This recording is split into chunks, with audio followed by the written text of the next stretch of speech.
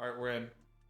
Order filled. Good catch, you guys. There we are. This is trade number 36. Lesson for today: don't trade kangaroo market. Still perfecting my strategy every day. So we're gonna change something up here, and there's two things. So, all right, how's it going today, guys? This is day number 22 of the live funded account on TopStep. We are currently into some down draw, but we're gonna work our way out of it. I'd like to hear your guys' opinion on my trading strategy, and if you have anything that I should maybe work on. I look at every single comment, so don't think that your comment will just be brushed over. We have our stream started right now. We got quite a bit of people in here. We're gonna get going on some market analysis. Let's get out the notebook. Number one. What's number one? We got weekly bias. Yesterday, actually, I was back testing for it was about two hours and a bit, and I found if I was a little bit more lenient on my weekly and daily bias, my trades were ending up in the green. So we're going to try that out today. Still perfecting my strategy every day. So we're going to change something up here, and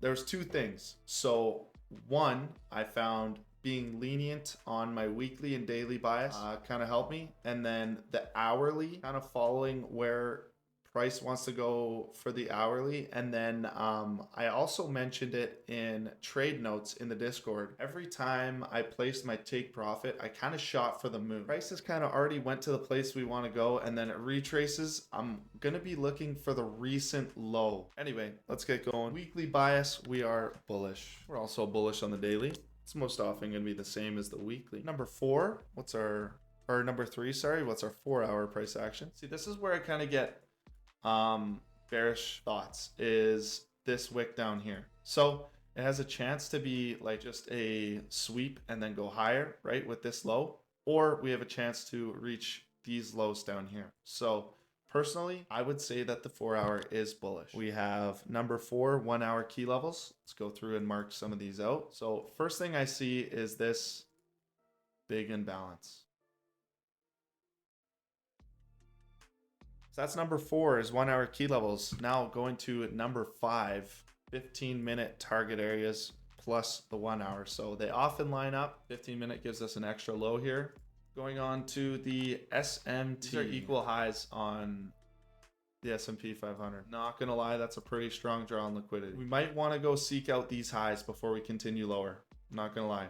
And then with bullish bias on daily and weekly, I could see these being taken. Kind of have a bullish 5-minute SMT with this low. That low will be right here and right here. There's gonna be a ton of lines on my chart today, just because with this massive move downward, we're just gonna let market show us where it wants to go. Number 7, let's look for an hourly liquidity sweep. Do we have that? Yeah, we kind of do.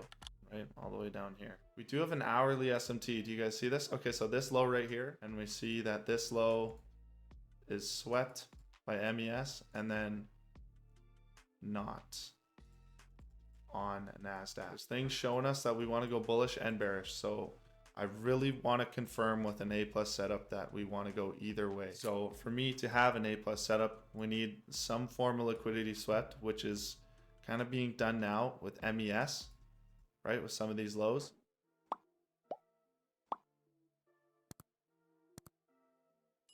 I don't talk about that too much because I don't really use it that often. But when I do see a previous big move like this, price has been trending up for a while, right? And then as soon as I see something like this, that's obviously some sort of bank getting people to sell or selling their own. But yeah, this is kind of the striking zone for me.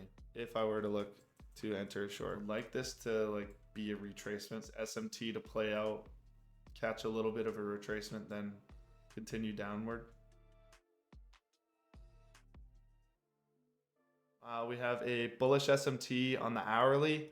So we kind of want to see maybe some highs get taken before we take any sort of short, which I'm leaning toward. 2 minutes on the hourly close. Looks like we wick up through the top of the imbalance. Stops would be just above this high. Let's just wait for this minute 30 to play out here. 210 members, you guys, are you kidding me?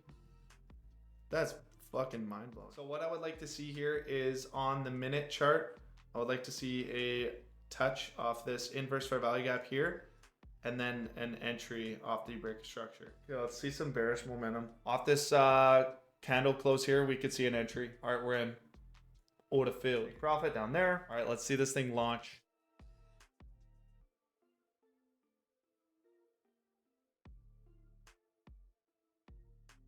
I'm pumped for you all, boss. I'm not gonna lie. I'm fucking pretty excited. Oh, here we go. Here we go. Okay, well, we're break even now. Check it out. Check it out. Do it, MES. Do it. Bang! That's what I'm talking about.